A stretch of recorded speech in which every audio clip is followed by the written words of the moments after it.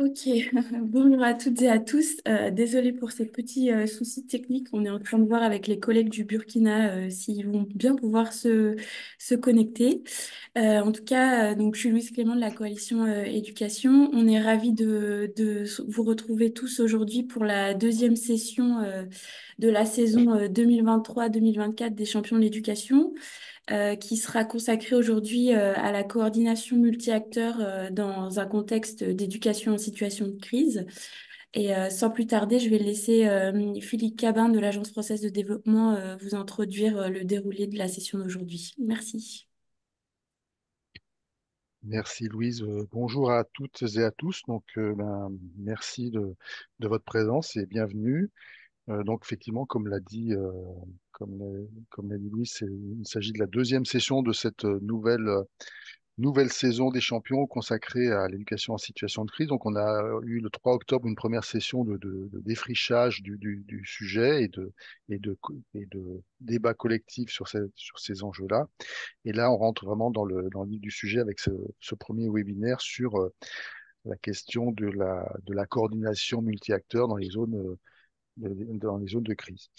Dans le cadre de la préparation de cette session, on s'est collectivement dit que ça serait intéressant quand même d'avoir un des éléments de cadrage sur la question du nexus humanitaire-développement, donc il y a un concept qu'on manie tous plus ou moins, mais sur lesquels il nous semble nécessaire d'avoir des éléments. Donc, on va avoir deux intervenants au Cameroun, M. Bana Barka, qui est professeur à l'Université du Cameroun, à l'Université de Maroua au Cameroun, et M. Dendi Kié de Plan International qui se présenteront. Et je remercie au passage Emeline Marchois qui nous a permis de mobiliser ces deux intervenants.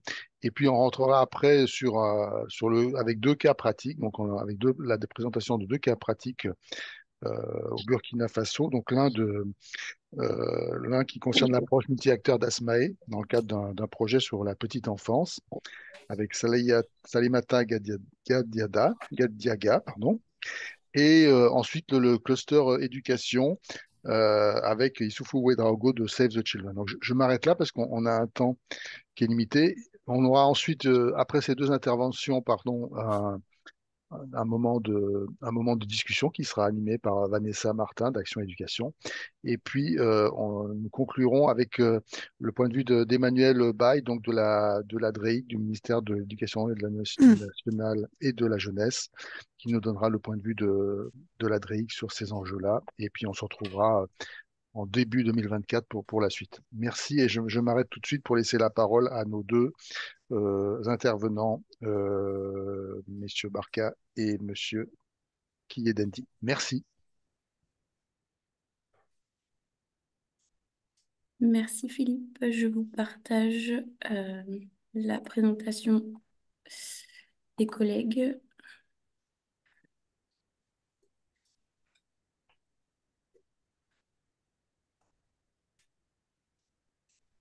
Allez-y, messieurs Barka et Dandy. Et merci beaucoup. Merci Philippe pour cette introduction. Bonjour à toutes et à tous. Et une fois de plus, merci pour cette invitation. Moi, c'est Dandy Kié. Je suis le responsable de la réponse humanitaire, Emergency Response Manager pour l'ONG Plan International dans la région de l'extrême nord au niveau du Cameroun. Alors, c'est vraiment un plaisir. Je suis avec le collègue aussi Bana qui va se présenter. Bonjour à tous, je suis Bana Barka, point focal de l'INE au Cameroun. Je vis dans la ville de Maroua, je suis enseignant et je travaille dans le secteur de l'éducation. Merci.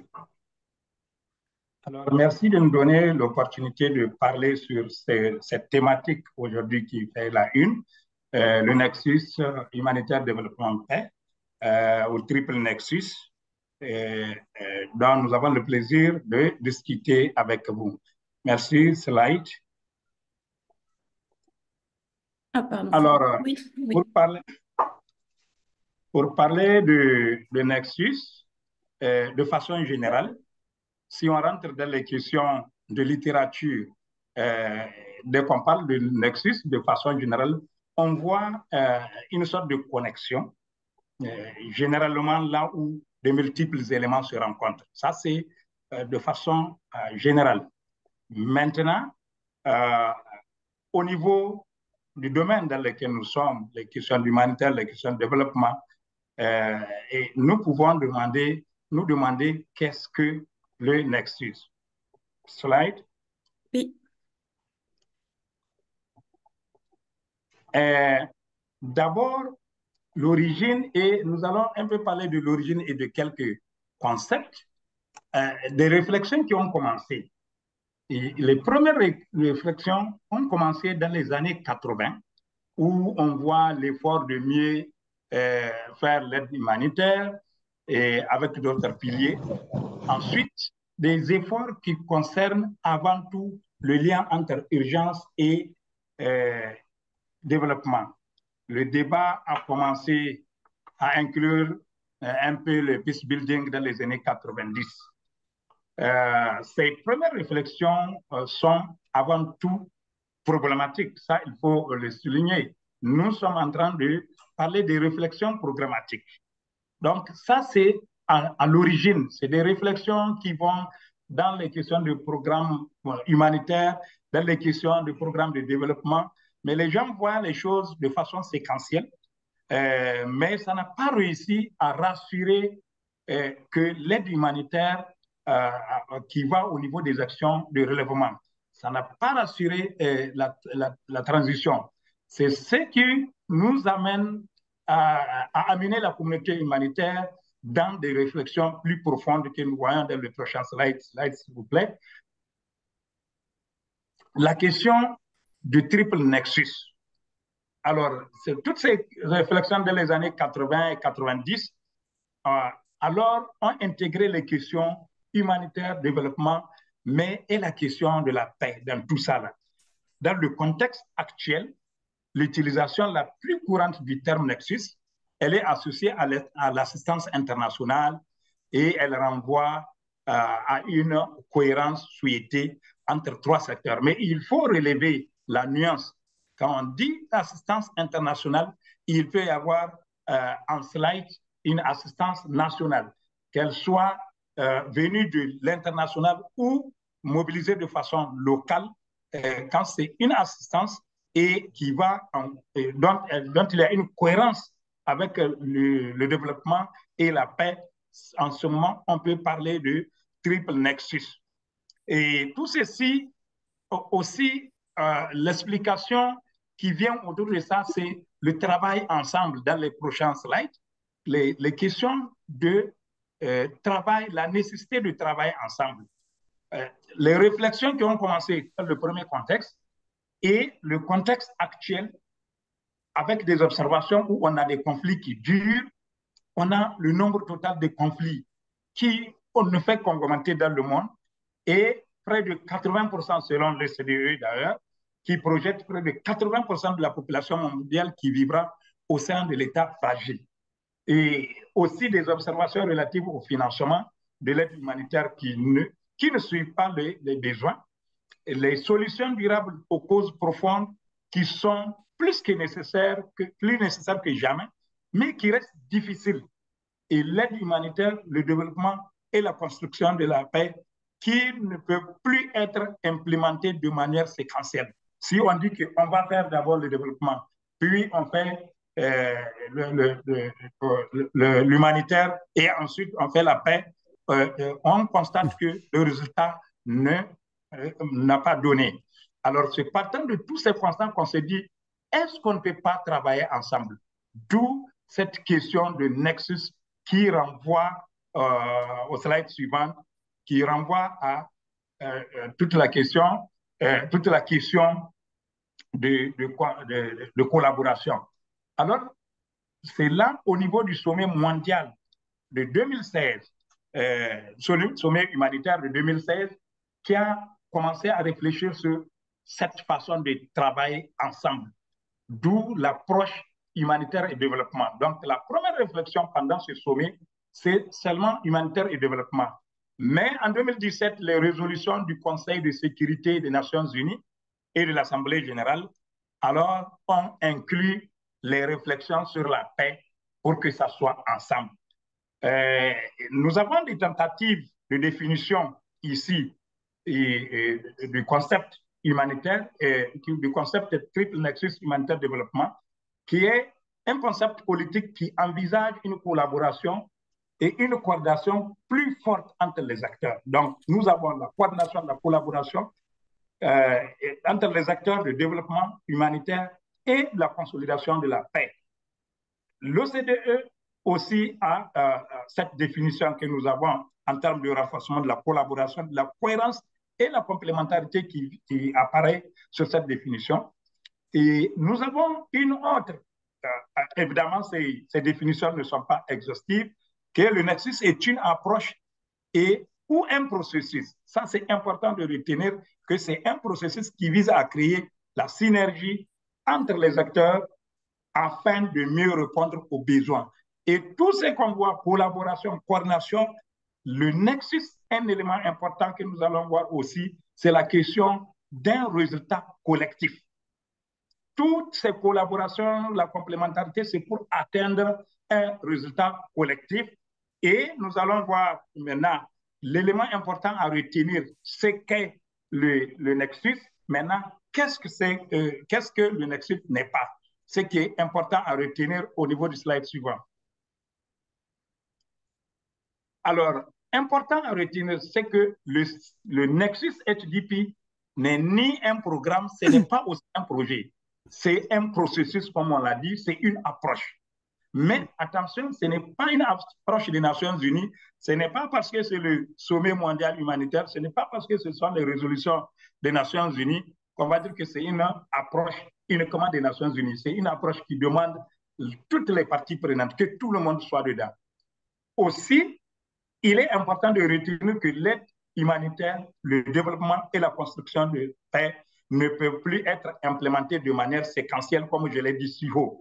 On ne va pas dire on fait le développement, ou bien si l'humanitaire est là, on fait l'humanitaire, après l'humanitaire, on fait le développement, et après le développement, on fait la consolidation de la paix. Ça doit être de concert. Et en résumé, ce qu'il faut retenir dès qu'on parle de nexus, où on voit la question de synergie, la question de symbiose, la question de collaboration, la question de complémentarité et la question de l'atteinte d'un objectif collectif. C'est un seul objectif, on cible un seul objectif dans une zone bien déterminée ou bien dans un pays bien déterminé. Voilà par rapport à ce concept. Slide suivant. Donc, nous avons essayé de faire un lien maintenant au niveau de l'éducation. Dans le monde de l'éducation, dans le nexus, dont j'ai l'honneur de passer la parole à mon collègue docteur qui est représentant du point focal INE ici, qui va nous parler du nexus de l'éducation. Merci beaucoup. Docteur, vous avez la parole. Merci, Monsieur Dendi. L'éducation dans le nexus.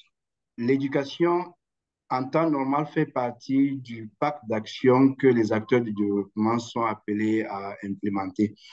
Aujourd'hui, lorsqu'on envisage dans le nexus, on commencera par signaler un document de référence qui a été publié par l'INE avec le titre suivant « Cohérence humanitaire, développement dans l'éducation ». Travailler ensemble dans des contextes de crise. Le document a été publié en 2021 et vous remarquerez qu'il reprend surtout les deux termes du nexus. On a l'impression que c'est un nexus à deux parties, mais en réalité, c'est en trois parties puisque la notion de crise y est évoquée. Et donc, c'est une porte d'entrée pour un meilleur cadre intégrant l'intégration dans les paquets d'intervention avec l'approche HDP. Comme exemple, dans le domaine de l'éducation, on peut signaler le fait qu'avec le temps, les acteurs, les praticiens sont de plus en plus enclins à faire des programmations conjointes entre deux sous-secteurs, celui de l'éducation et celui de la protection, faisant ainsi une sorte de nexus. Au Cameroun en particulier, Les centres PEA ou programmes d'éducation accélérée intègrent les aspects de l'humanitaire, notamment lorsqu'il s'agit de prendre en charge, notamment lorsqu'il s'agit de la prise en charge psychosociale des réfugiés. Ces centres-là également sont dans le développement parce qu'ils sont échelonnés dans la durée, au moins dans le moyen terme. L'apprentissage se fait dans une durée de 3 ans. Et on les retrouve également, ces centres-là, dans la cohésion sociale, puisque dans leur mise en œuvre, tout est fait pour que le service d'éducation ne crée pas de conflit. C'est dans ce cadre-là que les enfants des communautés hautes, ceux des déplacés, ceux des réfugiés ou ceux des retournés sont sélectionnés de manière à ce que tout cela puisse perdurer. Enfin, on a un cas qui est spécifique au camp ou bien au site de réfugiés, c'est celui des étapes, entendues comme les espaces temporaires d'apprentissage de protection de l'enfance. Et l'expérience du Cameroun montre justement que lorsque l'humanitaire commence, l'État prend le relais par la suite. Suivant. En termes d'opportunités offertes par le Nexus humanitaire développement paix, on peut signaler le fait que organiser de la sorte, cela permet d'avoir une réponse holistique à des besoins profonds qui sont exprimés par les populations. Et cela facilite la mise en place des projets intégrés multi-piliers. On peut également citer le fait que l'engagement sur la paix permet d'élargir le champ des solutions durables. Autre élément, les ONG humanitaires ont l'opportunité d'interagir et d'influencer de nouveaux acteurs. Par exemple, les acteurs du développement qui avaient l'habitude d'évoluer seuls peuvent, dans le cadre du Nexus, entrer dans le cadre d'une programmation conjointe ou intégrée. Et nous avons également le fait que le triple Nexus génère de nouvelles opportunités de financement. Il y a des bailleurs qui tiennent à ce qu'on montre comment est-ce que l'action ou bien l'intervention humanitaire qu'on a l'intention de faire peut être durable ou bien peut intégrer d'autres acteurs, notamment les acteurs du développement. Suivant. Au niveau des défis, on en citera 3 ici. Le premier, c'est que faire le Nexus demande beaucoup de coordination et les budgets ne sont pas toujours au rendez-vous. Au Cameroun, il a fallu faire des ateliers pour implémenter cela, évaluer, actualiser, et tout cela demande des financements qui ne sont pas toujours obtenus. Il y a ensuite la faible capacité de certaines communes. La commune a été retenue comme étant le cadre dans lequel, ou bien la zone de convergence du Nexus. Et les communes où le Nexus a justement à se déployer sont connues pour être particulièrement faibles du point de vue des ressources. Enfin, on a le partage des réalisations par certains intervenants, notamment des données qu'ils peuvent tirer de l'analyse. Suivant. Bien, l'approche Nexus au Cameroun. Pour l'anecdote, le Cameroun passe pour être le premier pays à s'être porté volontaire lorsqu'il s'est agi de sélectionner un échantillon de pays dans lesquels on implémenterait l'approche Nexus. Et donc, dès 2017, il y a un groupe de travail qui a commencé à réfléchir sur le Nexus HD. Par la suite, cette approche a été endossée par l'équipe humanitaire pays et par l'équipe pays des Nations Unies. Il y a eu la mise en place d'un groupe de travail en 2019 toujours.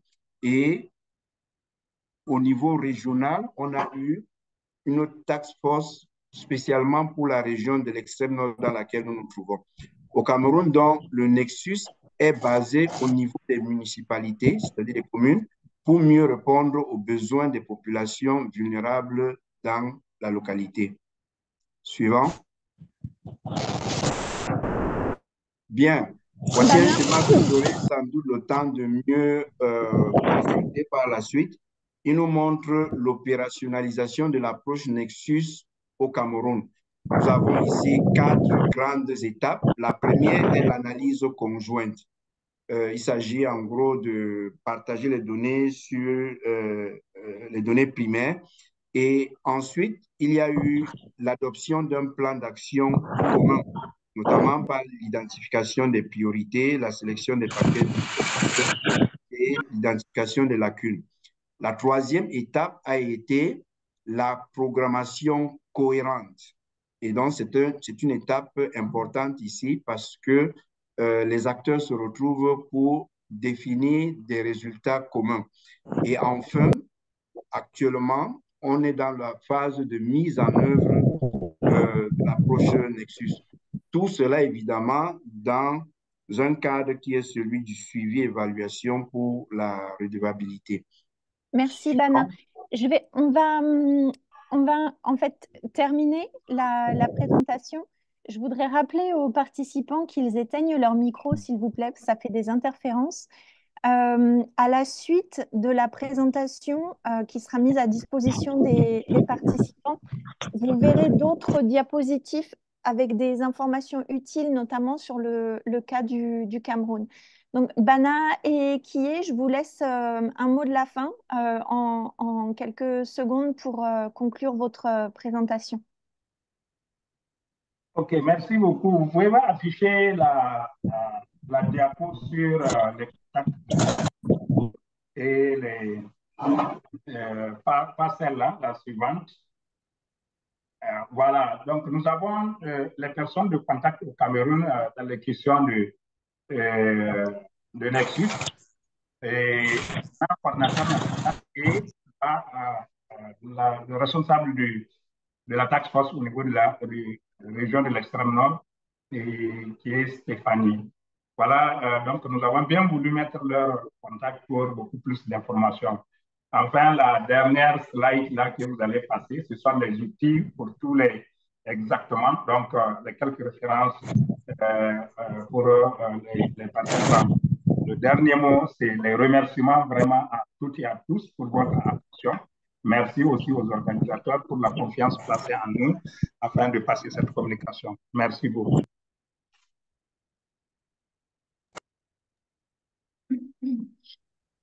Merci beaucoup à vous deux, c'était extrêmement enrichissant et effectivement, je vous partagerai à l'ensemble des participants la présentation. Excusez-moi, monsieur Delphin Boutama, est-ce que vous pouvez couper votre micro parce que vous n'arrêtez pas de le remettre à chaque fois? Pardon, on a des petits soucis techniques aujourd'hui. Sans plus attendre parce qu'on est un peu en retard, on va passer à la présentation d'Asmae. Donc, qui vont nous présenter l'approche multi-acteurs dans le cadre de leur projet pour une petite enfance épanouie au Burkina Faso. Est-ce que Salemata, tu es là? Oui, bonjour, je suis là. Bonjour. Alors, je vais partager tout de suite la présentation. Ok, donc je suis avec Émilie, voilà la directrice. Émilie Coran, elle est connectée avec moi pour ceux Ok. qui souhaitent la voir physiquement. Ok, donc merci à tous. Donc on va présenter notre expérience du projet pour une petite enfance épanouie, notamment la coordination multi-acteurs. Donc la présentation va s'articuler sur 5 points. Et premièrement, nous allons brosser le contexte. Diapo, s'il vous plaît. Oui. Donc, après, voilà. Voilà, après le contexte, nous allons faire un bref aperçu du projet pour une petite enfance épanouie. Nous allons faire un clin d'œil sur les différents acteurs qui interviennent dans le projet. Ensuite, faire un focus sur les pratiques. Donc, en matière de contexte, il faut dire que, il y a un faible accès aux services de développement de la petite enfance. Donc, c'est vraiment un secteur qui est assez embryonnaire avec un taux de préscolarisation de 6,6%. Aussi, au niveau des éducateurs aussi, on remarque une faible proportion d'éducateurs qualifiés dans les différentes écoles préscolaires. Également, depuis 2014, on a une dégradation continue du contexte sécuritaire qui est toujours en cours. Et cela, justement, a ralenti le processus de préscolarisation. Et on note aussi une fermeture de plusieurs écoles, que ce soit au niveau du primaire qu'au niveau du préscolaire. Et face justement à cette problématique, l'État burkinabé a initié l'éducation en situation d'urgence à travers justement la formation des enseignants sur des modules spécifiques à l'ESU, aussi la mise en place de mesures préventives. Et dans ce cadre aussi, on a une de nos OBC qui a fait une présentation sur l'éducation en situation d'urgence, voilà, dans leur contexte lors des rencontres. Diapo. Et également, par rapport au projet pour une petite enfance épanouie, donc il faut dire que l'objectif principal, c'est justement de renforcer et harmoniser la qualité des interventions en matière d'éducation et de protection. Et le focus est, on cible surtout les enfants de 18 mois à 6 ans à travers justement la diffusion de l'imagerie Yamwekre dans les structures éducatives et aussi dans les espaces communautaires. Il faut dire que le projet intervient dans 4 régions, notamment 2 à fort défi sécuritaire. On a 2 domaines principaux, notamment l'éducation. Et en matière d'éducation, justement, il y a eu la formation des acteurs de l'éducation. Il y a aussi l'animation des clubs de lecture. Il y a également eu la diffusion de l'imagerie qui est le support central justement du projet. Et aussi, nous intervenons dans le domaine de la protection en mettant l'accent sur l'intervention précoce en milieu communautaire. Et en termes de stratégie, nous avons une approche holistique, justement, qui vise justement les différents besoins des jeunes enfants, et notamment dans le domaine de la protection et de l'éducation. Et c'est assez intégré parce qu'il y a la santé et la nutrition, il y a plusieurs volets qui sont pris en compte dans cet aspect-là. Et cela contribue justement à l'amélioration du bien-être de l'enfant et aussi à leur résilience. Il y a aussi l'approche partenariale qui est promue dans le cadre de ce projet, où justement nous mettons en synergie plusieurs acteurs, que ce soit au niveau institutionnel, au niveau ONG et aussi au niveau de la base. Également, en matière d'acteurs, diapo s'il vous plaît, on a plusieurs acteurs qui interviennent dans le cadre de ce projet. Et justement, nous sommes dans une stratégie de faire faire. Et prochaine, voilà. Nous sommes dans une stratégie de faire faire où nous transférons les compétences aux différentes institutions, aussi au niveau communautaire et les ONG partenaires. Pour ce qui est des services techniques en charge de l'éducation, et nous avons mis l'accent sur la formation des formateurs. Donc, c'est une formation en cascade. Donc, c'est depuis le sommet et au niveau régional, au niveau central, on a ciblé des acteurs qui ont formé justement les niveaux déconcentrés jusqu'à la base. Et il y a aussi la stratégie de généralisation de l'imagerie qui est portée par justement le ministère de l'Éducation. Et également, ces acteurs sont chargés aussi d'assurer le suivi supervision des activités depuis le sommet jusqu'à la base. Il y a aussi, il contribue aussi à l'orientation des actions du projet à travers la participation au comité du pilotage et aussi l'intégration de l'imagerie dans toutes les structures éducatives dans les régions d'intervention. Pour ce qui est de l'action sociale, l'accent est mis sur la gestion des cas. Et justement, il y a plusieurs problématiques qui sont traitées pour les enfants qui sont identifiés. Il y a notamment le volet scolarisation, le volet santé, le volet appui psychosocial. Et aussi, les agents de l'action sociale aussi font la supervision des organisations à base communautaire et aussi les structures et les EAE. Voilà. Donc, également au niveau des OBC, nous travaillons avec 4 OSC qui sont un fort ancrage social. Et justement, ces associations ont pour rôle de déployer le dispositif d'intervention précoce au niveau communautaire.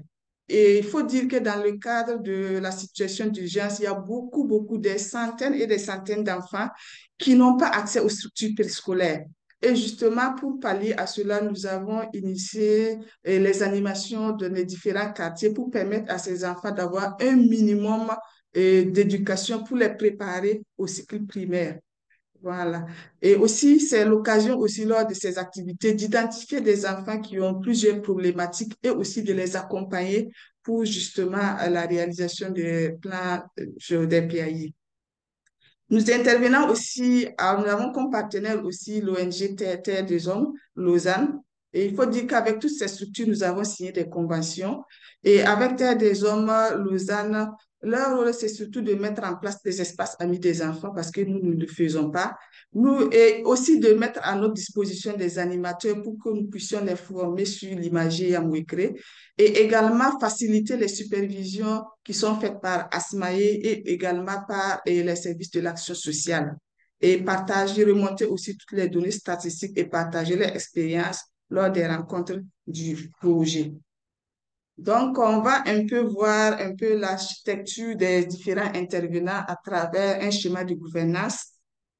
Et il faut dire que au niveau de l'objectif 1, qui est justement de faciliter l'accès et l'utilisation de l'imagier. On a la DGFU qui est la structure centrale au niveau national qui justement forme les points focaux au niveau des directions provinciales.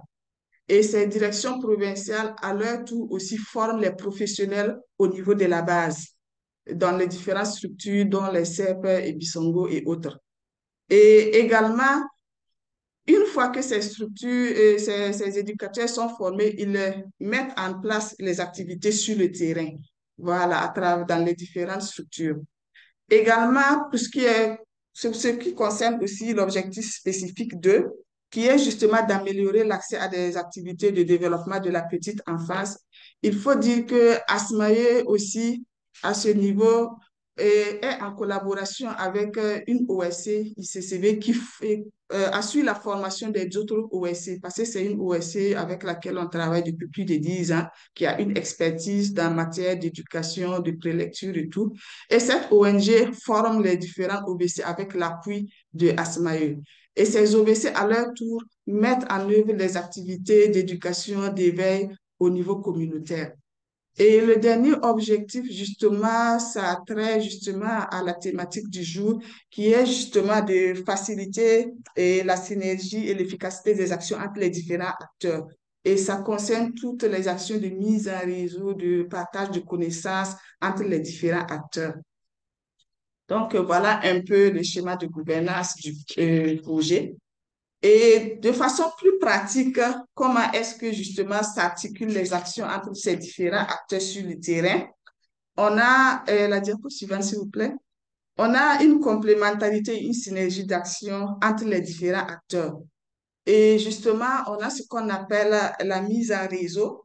Et les mises en réseau, ce sont des cadres d'échange entre les différents acteurs du projet. Et là, nous convient aussi bien les acteurs de développement que les acteurs d'urgence qui interviennent dans le domaine de l'humanitaire. Et l'objectif, justement, c'est de décloisonner les interventions parce que chacun travaille de son côté.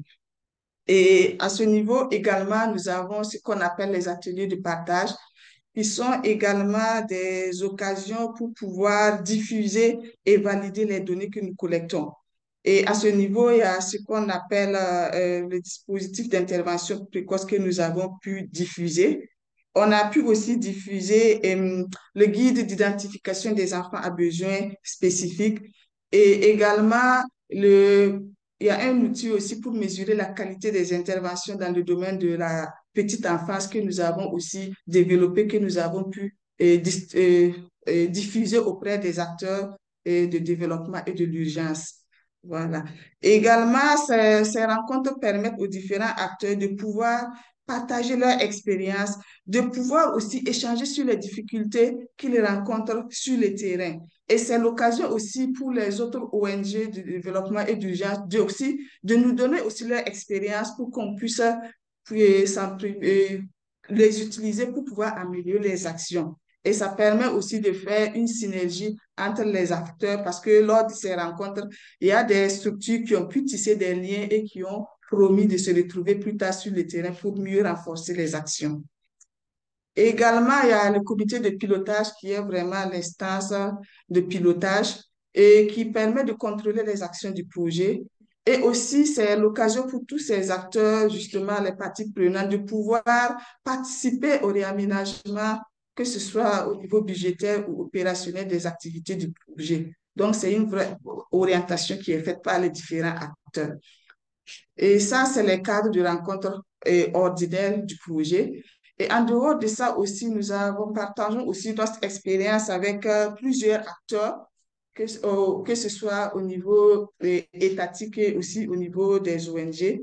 Et nous avons justement participé à l'élaboration des modules de l'éducation en situation d'urgence où l'État a convié Asmaï et Asmaï a pu développer un module en ce sens.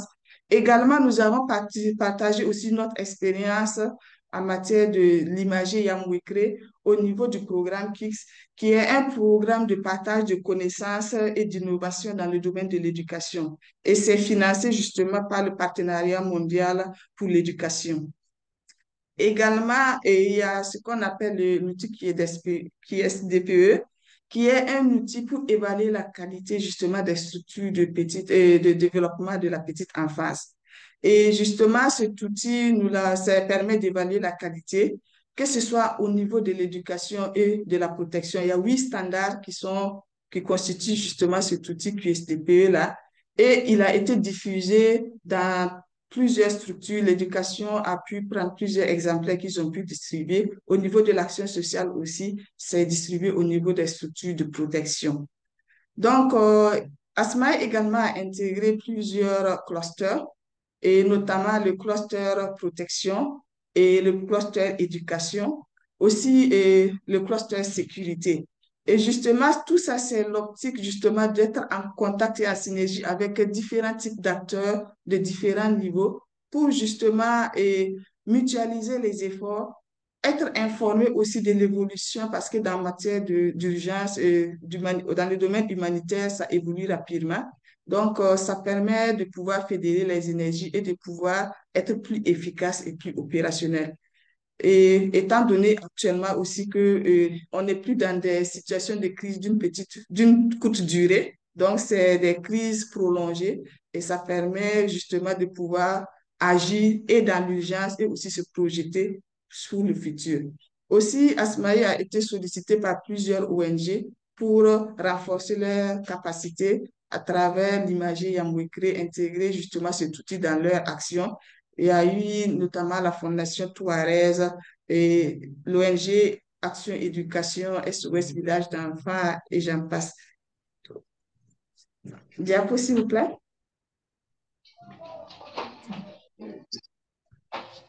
Ah. Nous allons aborder les derniers points qui sont les enjeux et défis. Ah non, d'abord l'avantage, les avantages de la coordination. Bon, il y a plusieurs avantages justement à pouvoir faire la coordination entre les différents acteurs. Et le premier avantage, c'est de faire la planification et aussi élaborer des stratégies communes. Aussi, cela permet aussi de dupliquer les efforts, voilà, et aussi de pouvoir faire une complémentarité au niveau des actions. Comme autre avantage aussi, c'est d'améliorer l'efficience étant donné qu'il y a une mutualisation des ressources dans les différentes actions, dans les différentes localités, et cela permet d'être beaucoup plus efficace. Aussi, il y a le partage des responsabilités et aussi au niveau de la couverture géographique, notamment à travers les clusters, on arrive à savoir quelles sont les zones les moins couvertes et où est-ce qu'il faut mettre l'accent et ça permet à chaque structure de pouvoir orienter ses actions dans ce sens-là pour pouvoir être beaucoup plus efficace sur le terrain. Et ces rencontres permettent également de renforcer le plaidoyer, notamment dans le domaine de l'éducation à situation d'urgence et aussi, c'est un appui qu'on apporte au niveau de l'État, justement, qui seul ne peut pas tout faire. Et avec l'appui de tout un chacun, nous arrivons quand même à pouvoir améliorer les actions. Et c'est l'occasion aussi de faire un véritable continuum éducation entre le préscolaire et le primaire et pour justement faciliter le passage des enfants d'un cycle à un autre. Et diapo, s'il vous plaît. Et je pense maintenant que c'est le dernier point, qui sont les enjeux. Voilà. Et à ce niveau, le premier enjeu que nous avons identifié, c'est la formalisation et l'harmonisation des pratiques pédagogiques. Et à ce niveau, il y a une multitude de pratiques pédagogiques qui sont faites par les différents acteurs et il est opportun de faire une harmonisation justement de ces pratiques-là pour pouvoir être plus efficaces. Et également réduire aussi la diversité des outils parce que ça foisonne de partout. Donc, il y a plusieurs types d'outils. Et justement, la réflexion dans le domaine de l'éducation à situation d'urgence consistait justement à développer des outils qui puissent être utilisés par tous les acteurs et justement avec l'objectif de permettre une meilleure efficacité sur le terrain. Également, un autre enjeu, c'est la participation des acteurs, des différents ONG au niveau des mises en réseau et des ateliers de partage. Et nous avons constaté il y a souvent un conflit de calendrier qui fait qu'il y a certaines ONG qui sont invitées qui n'arrivent pas à prendre part aux rencontres. Donc, ça, c'est vraiment un défi que nous devons lever. Voilà. Mais en tout cas, nous contactons au fur et à mesure les différentes structures pour faciliter leur participation lors de ces rencontres-là. Il y a aussi comme autre défi la coordination et la concertation des acteurs du Nexus. Et là, et comme mon prédécesseur le disait, et en matière de Nexus, c'est difficile de pouvoir coordonner tous les acteurs de développement et d'urgence parce que chacun est habitué à évoluer de son côté et maintenant, et chacun a des stratégies qui sont différentes. Comment concilier l'ensemble, cela pose un véritable défi. Et ça pose aussi le problème du financement aussi des projets Nexus qui sont coûteux. Voilà, et ça aussi, c'est vraiment un défi sur lequel il faut vraiment se pencher parce qu'avec les crises de longue date que nous connaissons, on ne peut pas ne faire qu'agir sur le court terme. Il faut parallèlement agir et sur le court terme, le moyen et le long terme. Donc, je vous remercie.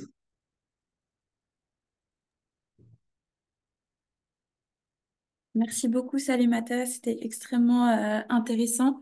On voulait vous proposer de voir un autre angle avec la présentation de Issoufou Ouedraogo de Save the Children Burkina Faso, donc qui est le co-lead du cluster éducation au Burkina.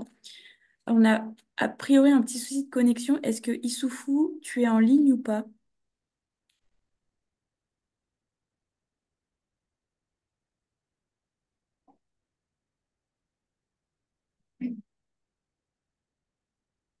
Ouais, j'ai pas l'impression qu'il ait réussi à se connecter. Donc, c'est dommage, mais malheureusement, je vous partagerai sa présentation. Je vois qu'il est déjà 11h50, donc je pense qu'on peut passer à la partie débat parce qu'il y a déjà eu beaucoup de choses qui ont été dites sur le Nexus avec merci encore à la présentation de Bana et Kié. Et je pense que vous pouvez aussi nous apporter un éclairage sur le Cameroun au fur et à mesure des débats. Donc sans plus attendre, je vais laisser la parole à Vanessa Martin d'Action Éducation. Et voilà, Vanessa, c'est à toi. Bonjour à tous. Effectivement, on a eu deux riches présentations et je vois déjà que dans les commentaires, les questions ont fusé. Donc, je vous propose de partir directement sur ces questions, à moins que quelqu'un ne souhaite prendre la parole en premier. Je sais que c'est toujours le moment le plus difficile. Et sinon, je reprends les questions qui ont déjà été posées dans le chat. A priori, vous faites les timides, donc je vais me lancer dans les questions du chat. J'en ai vu une qui m'a interpellée parce que moi aussi, je voulais la poser.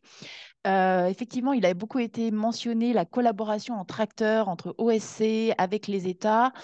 Et qu'en est-il des principaux concernés, les familles, les parents, les enfants, même s'il s'agit de très jeunes enfants, qu'en est-il de leur droit à la participation dans le cadre de ces projets ou de ce projet? Voilà. OK, merci pour la question. Donc, il faut dire que les euh, bénéficiaires finaux, qui sont les populations, participent énormément dans les actions et notamment au niveau communautaire. Et on a tantôt parlé du dispositif d'intervention précoce qui consiste à mener les interventions au niveau communautaire. Déjà même l'identification même des sites, ce sont les parents qui sont en premier plan. Et la plupart du temps, de façon bénévole, ils ont même cotisé pour construire des espaces de fortune pour justement tenir ces sessions d'animation au niveau communautaire. Également, lors des activités communautaires, et nous mettons l'accent justement sur le contexte culturel local. Et les parents participent fortement à l'animation justement des activités communautaires, notamment en proposant des chansons au niveau local, en proposant, puisqu'il y a un système d'éducation local qui existe aussi. Donc, pour que l'enfant ne soit pas déconnecté, donc il y a la langue nationale qui est utilisée lors de ces activités et les parents aussi interviennent à travers des chants, des danses et les facilitateurs, les animateurs aussi vont auprès de ces populations-là pour sonder leurs besoins en matière d'éducation et de protection et justement c'est appliqué lors de ces activités. Et il y a un autre volet aussi que nous faisons qui est la sensibilisation et l'éducation des parents. Justement, il est ressorti qu'il y a beaucoup de parents, notamment en matière de respect des droits, les violences faites aux enfants et comment éduquer un enfant sans brutaliser l'enfant. Tout ça, c'est des préoccupations qui sont remontées par les parents et ils voulaient savoir comment éduquer autrement parce que c'est un système qu'ils ont connu depuis, comme on le dit, la nuit des temps. Et justement, à travers justement ces animateurs que nous formons, nous essayons de les apprendre comment éduquer les enfants sans procéder à la violence forcément. Et justement, et ça, c'est très riche parce que les parents disent, eux, ils ne savaient pas justement que c'était possible parce que, bon, c'est une expérience qu'ils n'avaient pas. Et tant bien que mal, ils essaient d'appliquer, mais ça ne peut pas venir du jour au lendemain. Mais en tout cas, même les thématiques aussi de sensibilisation, on approche aussi les parents pour voir quelles sont les problématiques qu'ils ont en matière d'éducation et de protection de l'enfant dans leur localité. Et ces thématiques, justement, sont et, recensées par les animateurs et des modules sont développés pour justement renforcer des sensibilisations sur ces points. Et il y a la participation aussi des enfants lors de ces activités communautaires. Et, l'animateur ne vient pas comme maître du savoir. Il vient mettre les enfants en avant-plan. C'est eux qui sont en avant-plan. Et même pour valider même l'activité du jour, il faut que ce soit les enfants qui proposent. Et l'animateur est souple et il s'adapte à ce que les enfants veulent. Et les enfants, eux, mais ils prennent plaisir parce qu'il y a des enfants qui viennent, qui font de ces contes, qui tirent la morale. Et souvent, tu es étonné même par leur capacité de pouvoir. Et même, il y en a même qui donnent souvent les expériences de ce qu'ils vivent à la maison en matière d'éducation et aussi en matière de rapport avec leurs parents, ce qu'ils souhaiteraient et tout. Donc, c'est des aspects souvent qui sont intéressants, qui ressortent sur le terrain. Merci pour cette réponse très complète. Je vais me permettre une autre question, en fait, très rapide, oui. Depuis le début, vous avez parlé d'une vision holistique de l'enfant, une collaboration multi-acteurs pour couvrir éducation, santé, tous les besoins des enfants, vous l'avez mentionné. Mais là, dans vos propos, j'entends plus une approche par les droits, parce que vous parlez même du droit à la participation. J'en conclus donc que le projet est construit intègre une approche fondée sur les droits des enfants. Tout à fait. Le projet, justement, en filigrane, intègre l'approche fondée sur les droits de l'enfant. Et vraiment, comme on le dit, tout est fait pour que le résultat final profite à l'enfant. Et justement, tout ce qui est question, parce qu'avec justement la situation d'urgence que nous vivons, vous allez voir des enfants qui vont faire près de 200 kilomètres pour se retrouver dans les sites d'accueil, qui n'ont pratiquement rien, même pas de quoi manger 2 fois par jour, 1 fois par jour, mais même, et là, même, il faut voir la qualité. Et donc, tout ça, et vous allez voir des enfants qui ont tellement de difficultés en matière de santé, alors qu'ils n'ont pas le minimum pour se faire soigner. Tout ça, justement, et lorsqu'on élabore les plans d'action individualisés, quand on cible les enfants qui sont dans des difficultés, c'est de contacter tous les acteurs qui gravitent au niveau local, que ce soit les projets, les ONG, les associations, tous les acteurs qui gravitent au niveau de la localité pour que chacun puisse apporter un plus. Et c'est en ça que nous mettons l'accent sur la synergie entre les acteurs. Par exemple, TDH peut dire, nous, on peut prendre le volet et éducation en charge. L'action sociale peut, par exemple, faire l'appui psychosocial de façon bénévole. Asmaï peut mettre l'accent sur l'éducation. Donc, on favorise justement la prise en charge des PAI là, par plusieurs acteurs pour que ce soit vraiment plus holistique. Merci beaucoup. Je vois que Aruna Ouedraogo a levé la main. Si vous voulez prendre la parole, et après, je crois que notre dernier intervenant est arrivé et qu'on pourra peut-être avoir sa présentation. Allez-y, Aruna.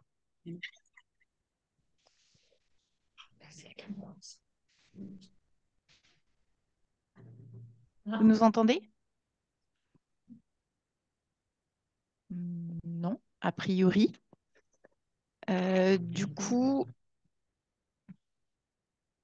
est-ce que notre dernier intervenant est en ligne et peut commencer sa présentation? Oui, bonjour, bonjour tout le monde. Bonjour. Moi, c'est Mohamed Gahamada, chef de projet Inclusive Safe School Mali, basé à Tombouctou, dans le nord du Mali. Et je suis vraiment d'accord avec l'intervention de la collègue suivante. Nous sommes sur un projet qui travaille sur plusieurs thématiques, comme elles n'arrivons pas beaucoup à répondre aux besoins des enfants. Souvent, nous agissons sur la qualité de l'éducation, or que souvent, il y a des besoins en santé, en appui psychosocial, en cantine qui nous échappent.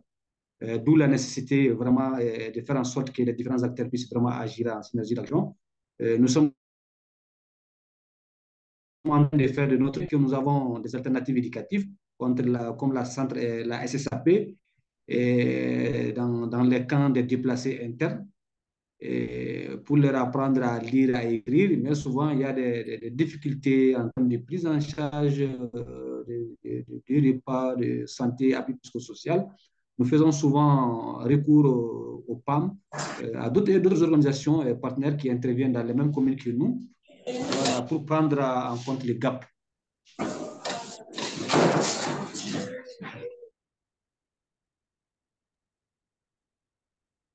Très bien, merci. Je vois que M. Ouedraogo a réussi à se reconnecter. Est-ce que vous voulez tenter de faire votre présentation? Je sais que la connexion n'est pas très bonne.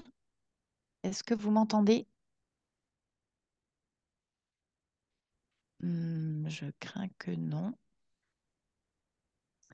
Bon, bah écoutez, en attendant que les problèmes de connexion veuillent bien se résoudre, est-ce que quelqu'un d'autre souhaite poser une question à l'un de nos intervenants présents ou faire Oui, un merci. commentaire? Oui. Ah, oui, vous êtes revenu, monsieur. Oui, monsieur Ouedraogo de l'association Keogo au Burkina Faso. Je remercie les deux présentateurs. Le développement sur le Nexus est très intéressant. Et ça permet vraiment de prendre en compte les questions de développement dans la mesure où les conflits aussi remettent en cause toute initiative entrant dans le cadre du développement. Donc, c'est beaucoup plus une approche holistique. Maintenant, j'avais des questions pratiques par rapport à Asmae. Je voudrais savoir comment les animations sont organisées au sein des différents espaces amis des enfants. Est-ce qu'ils ont deux binômes d'animateurs ou bien c'est un seul animateur? Quel est le rythme des activités? Et en lien avec l'éducation, comment ils arrivent aussi à trouver les enfants qui ne sont plus dans le système éducatif et les réinsérer aussi pour la continuité éducative. Merci bien. Je sais pas, ça fait. Ok, j'ai pas bien noté. Ok. Et au niveau, si j'ai bien saisi, au niveau du terrain, donc c'est surtout, si j'ai bien compris la question, hein, c'est comment est-ce que les animateurs s'y prennent? Parce que j'ai pas bien suivi la question. Oui, oui, c'est dans un espace ami des enfants, vous Ok, utilisez un animateur ou bien deux. Et quel est ok, le rythme, le programme d'activité en termes ok, de régularité d'encontre? Merci. ok, d'accord. Ok. Donc, au niveau des espaces amis des enfants, et ça dépend en fait des structures. Donc, généralement, c'est une sortie par semaine et c'est la même chose au niveau communautaire. Mais il y a certaines structures qui sortent 2 fois, voire 3 fois par semaine. Parce qu'il faut dire qu'au départ, nous avons prévu une trentaine d'enfants lors d'une séance d'animation, mais il arrive qu'on se retrouve avec plus de 200 enfants en une seule animation. Donc, il y a une très, très forte demande, et si bien que les animateurs sont obligés de scinder le groupe en plusieurs. Et c'est pour ça maintenant, ils mènent plusieurs sorties par semaine pour pouvoir satisfaire tous les enfants. Et les animations se font en binôme, c'est toujours un homme et une femme, voilà, qui mènent les animations et chacun a un rôle spécifique. Et il faut dire que dans le dispositif d'intervention précoce, on a quatre étapes. Il y a la première étape qui est la prévention, où justement ils mènent l'activité d'éveil et tout avec les enfants. Après, maintenant, ils essayent maintenant d'identifier des enfants qui ont des difficultés et de les référer à l'action sociale qui fait justement le suivi en matière de gestion des cas.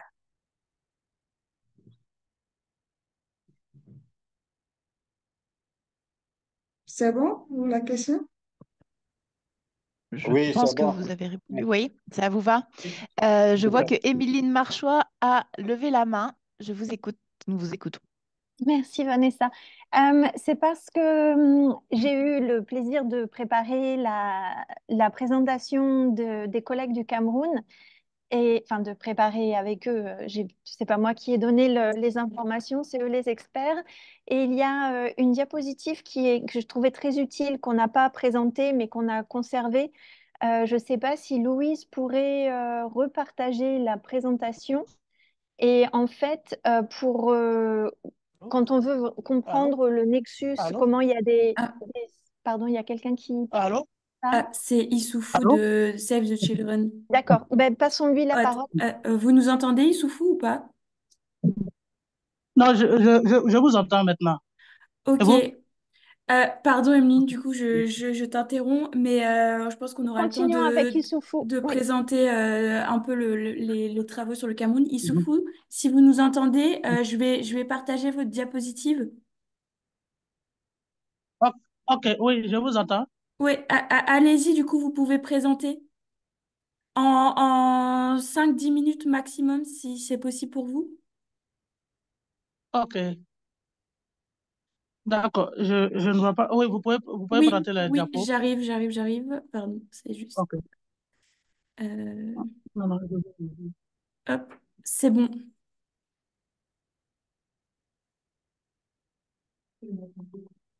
Non. Allez-y, c'est bon. oui, non, ok. Oui, oui, c'est bon. Euh, d'accord. D'accord. Merci bien. Donc, c'est un plaisir pour moi de partager l'expérience de Burkina Faso sur le Triple Nexus. Mais avant, je voudrais commencer déjà par présenter un peu le contexte du Burkina, qui est essentiellement marqué par une crise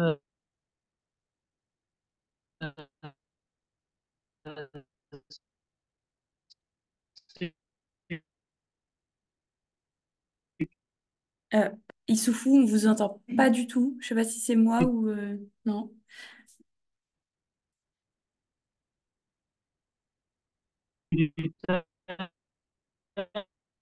Ouais, non, Issoufou, je suis désolée, on vous entend absolument pas.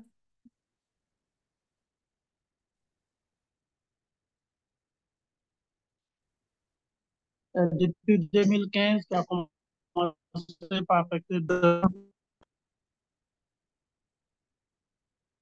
Ouais, non, on l'a perdu. Désolée pour tous ces soucis techniques.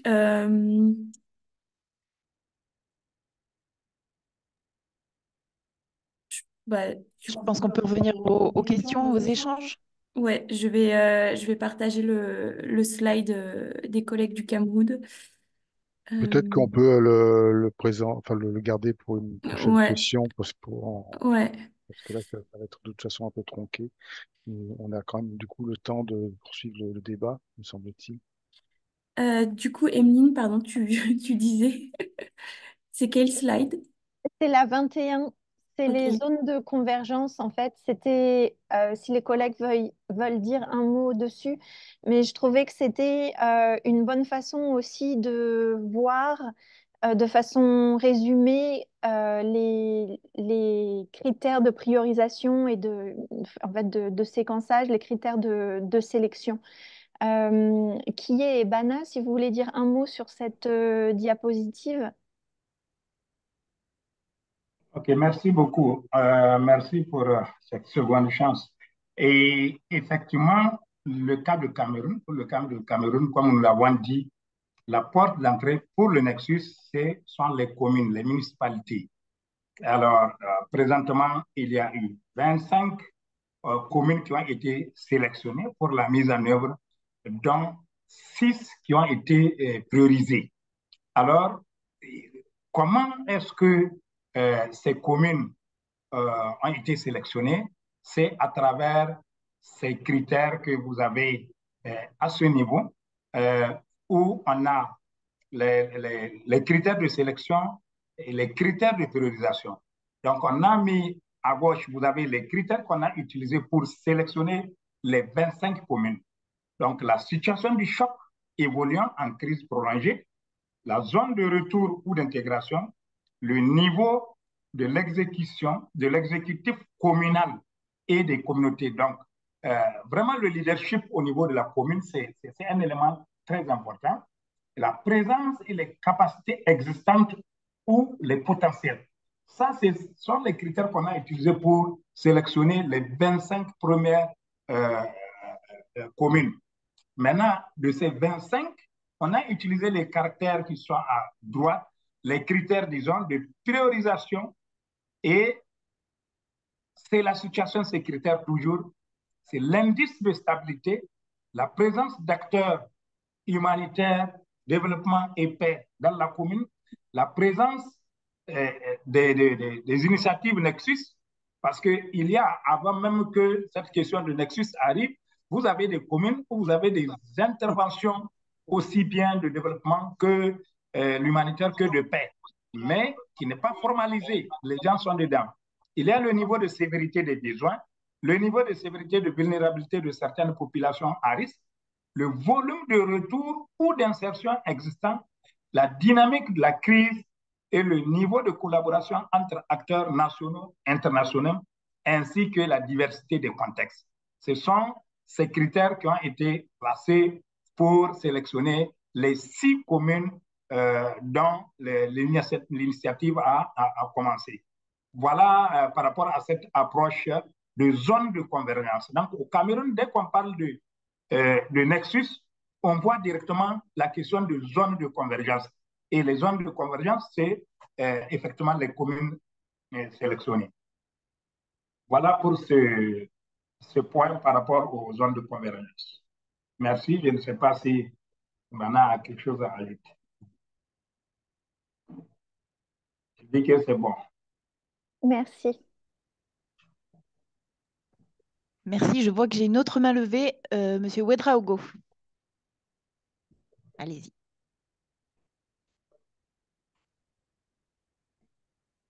J'ai dit une question très intéressante. Mais maintenant, moi, je voudrais poser la question aux collègues du Cameroun. Pourquoi on a des types de critères? Est-ce qu'à partir de l'ensemble de ces priorisations, au lieu d'avoir deux types de critères de sélection et critères de priorisation? Oui. Oui, on a deux types de critères parce que premièrement, il s'agissait d'identifier les communes ou alors les zones de convergence qui étaient dans la nécessité. Le deuxième groupe de critères concerne, comme on l'a indiqué, ce sur quoi on se base pour prioriser. Pourquoi est-on obligé de prioriser? Parce que les ressources sont limitées. Et donc, pour déployer un processus comme le Nexus, il faut tenir compte du fait que les zones qui ont déjà été présélectionnées dans les 25 communes présentent les critères qu'on a mis tout à l'heure. Par exemple, une zone peut avoir tous les critères de la première zone, mais la situation sécuritaire peut y être tel qu'il est impossible d'y travailler. Et au Cameroun, il y a des zones frontalières où il est encore impossible de travailler. Et donc, la deuxième colonne concerne les critères de priorisation. Voilà.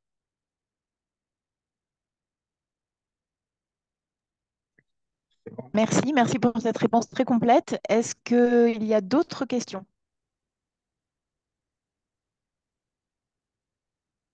Si personne n'ose se lancer, moi j'en ai une qui m'est...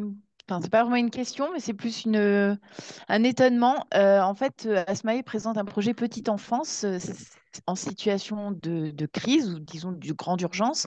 Et je trouve ça assez remarquable puisque généralement déjà le secteur de la petite enfance est assez peu financé avec assez peu de projets. Et là, la petite enfance en situation de crise, c'est encore plus étonnant. Est-ce que vous pouvez, soit des représentants du cluster éducation, soit Asmae, nous dire si, je ne sais pas, c'est une tendance qui s'inverse et si le développement de la petite enfance connaît soudainement un intérêt massif, ce qui serait une formidable nouvelle. Euh, Quelqu'un veut-il essayer de répondre, de faire un bilan, peut-être l'inné, je ne sais pas. Ah, je vois que Monsieur Dendi ou Monsieur Bana, je ne sais pas, veulent prendre la parole. Allez-y, je vous écoute. Oui, merci beaucoup. Euh, je voulais aussi ajouter, vous avez votre question, vous m'avez juste devancé parce que je voulais venir et revenir sur cette question de la petite enfance en situation d'urgence, une expérience qui, au niveau du plan international, en tout cas, nous l'avons essayé de le faire ici bien au Cameroun, en Centrafrique et au Niger que je connais où on l'avait fait, mais j'allais poser cette question et cette question d'implication de l'État. À quel niveau, en tout cas, quel est le niveau de l'implication du ministère? Parce que quelque part, ça devient une initiative des organisations et quelque part, dans certains pays, vous avez l'État même qui est, qui est le vrai artisan et qui a toute l'armoirie du niveau ministériel jusqu'au niveau déconcentré. Alors, j'ai bien voulu comprendre pour ce cas précis, quel est le niveau d'implication, donc l'ancrage avec l'État. Merci beaucoup.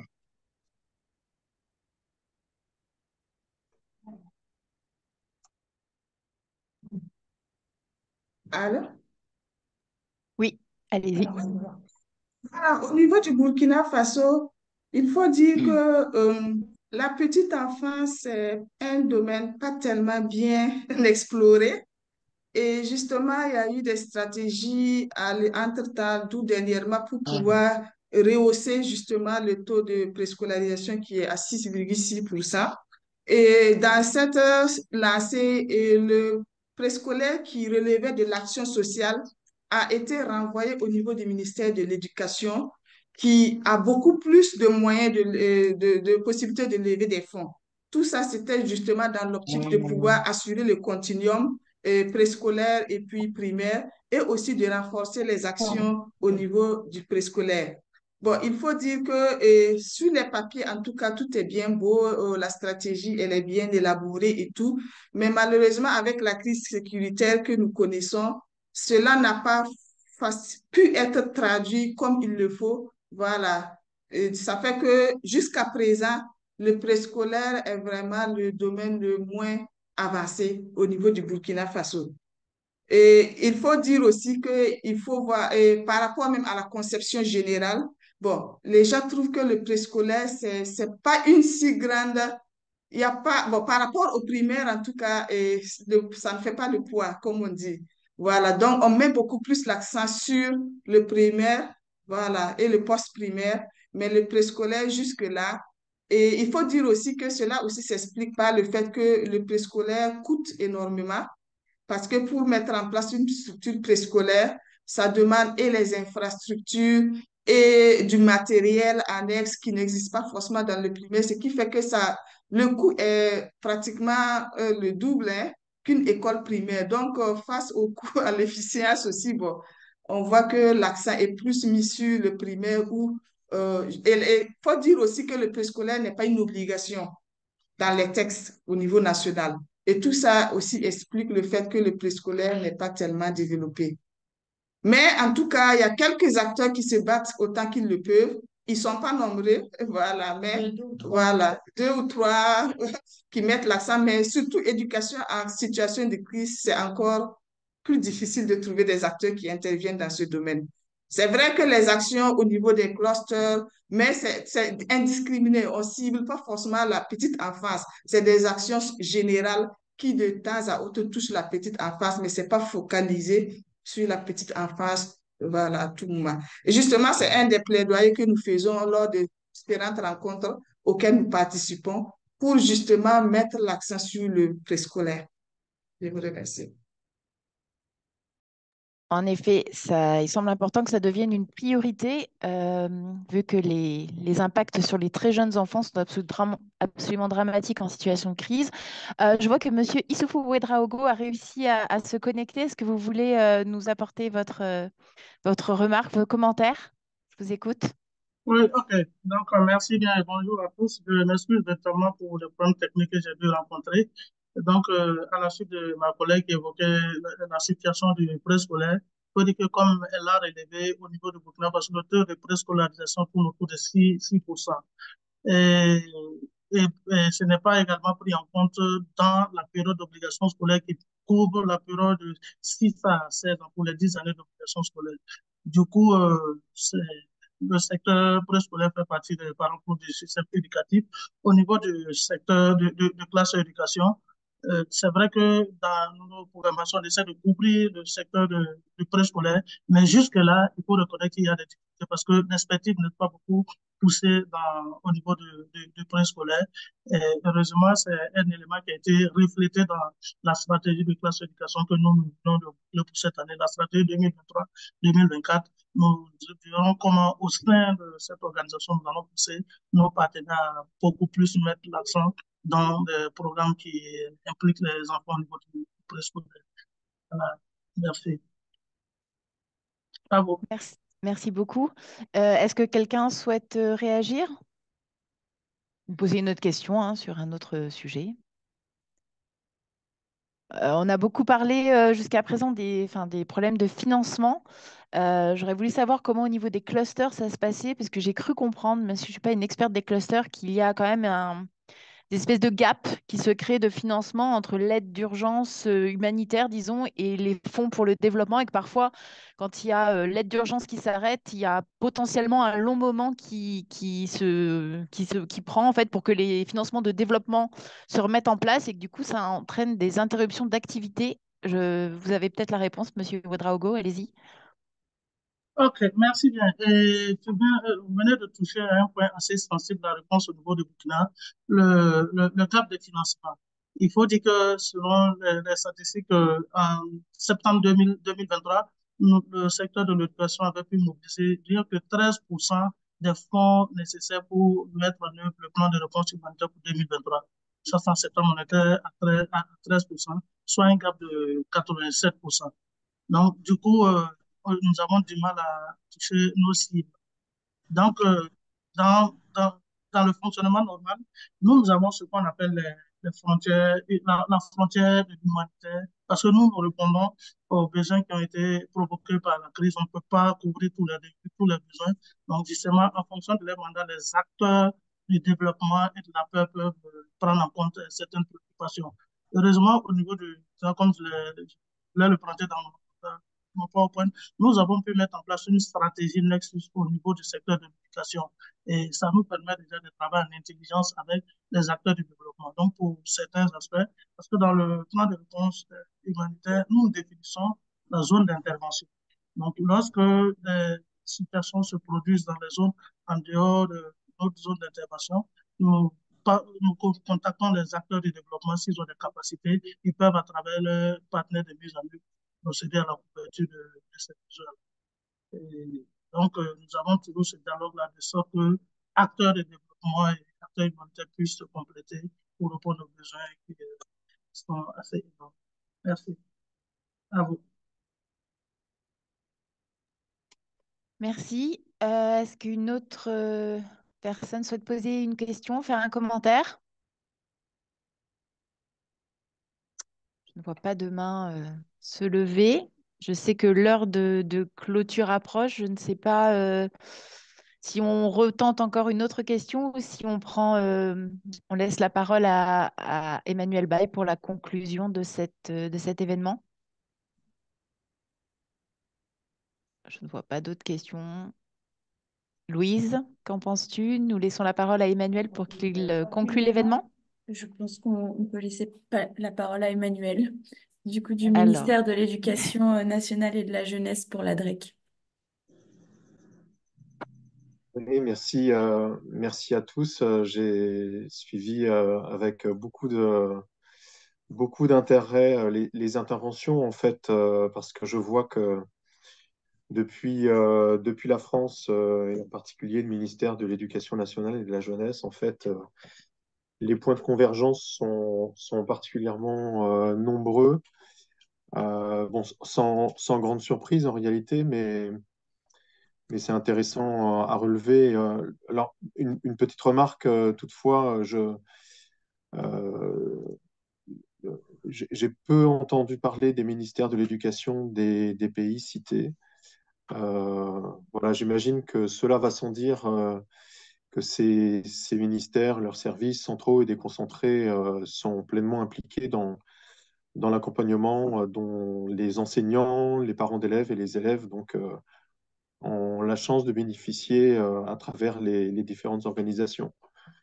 Voilà, au niveau du MENJ, en fait, l'exemple le plus, comment dire, le plus représentatif de la gestion des situations de crise, il se concentre sur l'accueil des réfugiés ukrainiens à travers la mise en place de services dédiés, autant au niveau de l'administration centrale qu'au niveau des services déconcentrés, c'est-à-dire les académies françaises.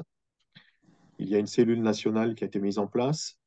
Et puis la particularité peut-être par rapport aux situations qui ont été décrites, c'est que au sein de l'Union européenne, il y a des organes de régulation et d'échange, de partage d'informations, partage d'expériences, qui font que cet accueil des réfugiés ukrainiens, à la fois des familles, bien sûr, des élèves, il se fait aussi en étroite collaboration avec les 27 pays membres de l'organisation. Voilà, en France, ce sont 21 000 enfants qui sont accueillis dans notre système éducatif. 53% d'entre eux sont dans l'enseignement primaire. À titre de comparaison, il y a 200 000 enfants ukrainiens en Pologne, ou bien 125 000 en Allemagne et 40 000 en Espagne. Donc en France, en fait, comme ça a été cité par les intervenants, le souci, il relève de la continuité pédagogique et ce qui est l'objet de la coalition éducation, le maintien du droit à l'éducation pour les élèves de 3 à 16 ans avec, alors ça c'est une particularité peut-être dont on n'a pas entendu parler du fait de la spécificité des interventions, avec un point d'attention en France sur le maintien du lien avec le système éducatif d'origine. Et ce maintien du lien avec le système éducatif, alors ukrainien en l'occurrence, il conduit le ministère de l'Éducation français à être en relation permanente avec le ministère de l'Éducation ukrainien, de telle sorte qu'il y ait un maintien du suivi des programmes ukrainiens à travers le recrutement d'une centaine d'enseignants ukrainiens par les académies françaises et qui vont à la fois être actives auprès des élèves, mais aussi être force de médiation auprès des familles ukrainiennes réfugiées en France pour être voilà, des interlocuteurs qui pourraient aussi débloquer des situations de réticence à scolariser les enfants, à maintenir les enfants dans l'éducation pendant leur période d'accueil dans le pays, la France en l'occurrence. Voilà, bien entendu, ça a été dit par les intervenants. Tout ceci ne peut reposer, bien entendu, que sur la formation des enseignants. Et je clôturerai peut-être mon propos sur ce sujet. Euh, En France, ce sont 8 000 enseignants qui ont été formés. à la fois sur la préparation à l'accueil d'enfants venant d'une zone de conflit, quelle qu'elle soit, avec tous les traumatismes que cela engendre, la capacité de faire classe en intégrant des enfants issus de ces zones de conflit, la capacité aussi à repérer les signes d'alerte et connaître les différents relais à mobiliser dans notre système, non seulement éducatif, mais aussi de soins. Et puis, bien entendu, la mise en place d'un nouveau cadre de formation à la santé mentale pour les enseignants français euh, pour cette nouvelle année scolaire 2023-2024. Et puis, il y a aussi la question de l'orientation des élèves. Ça pourrait presque faire l'objet d'un, d'un, d'un champion de l'éducation à part entière, tant l'orientation est peut-être complexe. Mais c'est vrai qu'en France, par exemple, là, ça s'est traduit par un point d'attention sur l'orientation des lycéens de dernière année donc du secondaire, avec l'organisation à la fois d'entretien pour l'accompagnement des élèves de 16 à 18 ans dans leur orientation professionnelle, vers une voie professionnelle, mais aussi pour les futurs étudiants. Et la France a organisé à ce titre des tests d'entrée à l'université ukrainienne. Donc on voit que voilà, ce continuum pédagogique qui ne concerne pas exclusivement, bien sûr, l'enseignement primaire, et c'est toute la continuité pédagogique et l'orientation des élèves qui est concernée. En tout cas, merci à l'ensemble des intervenants pour avoir su souligner cette nécessité pour les ministères de l'éducation de trouver un continuum entre humanitaire, développement et paix. J'ai bien aussi relevé ce sujet, en particulier au Burkina Faso. J'imagine que l'éducation à la paix fait partie aussi des thématiques d'attention des autorités locales et que ces autorités locales ont la chance de bénéficier de l'accompagnement donc des ONG. Voilà, après, pour conclure avec une phrase peut-être qui est plus centrée sur les actions d'un ministère de l'Éducation, en France, au niveau de la délégation aux relations internationales, en fait, on reçoit énormément de sollicitations, de demandes de dialogue entre pairs, autant des acteurs de notre système éducatif français que des acteurs des systèmes éducatifs à travers le monde, et en Afrique en particulier, qui est la zone pour laquelle je suis en compétence au ministère. Et nous, notre expérience, c'est qu'effectivement, le dialogue entre pairs est sans doute l'une des voies les plus vertueuses en termes de montée en compétences des États et de nos systèmes éducatifs respectifs pour être en capacité d'accueillir des populations issues de zones de conflit. Voilà, donc merci. J'espère avoir ouvert quelques portes thématiques pour les futures réunions autour de l'éducation en situation de crise. Merci beaucoup.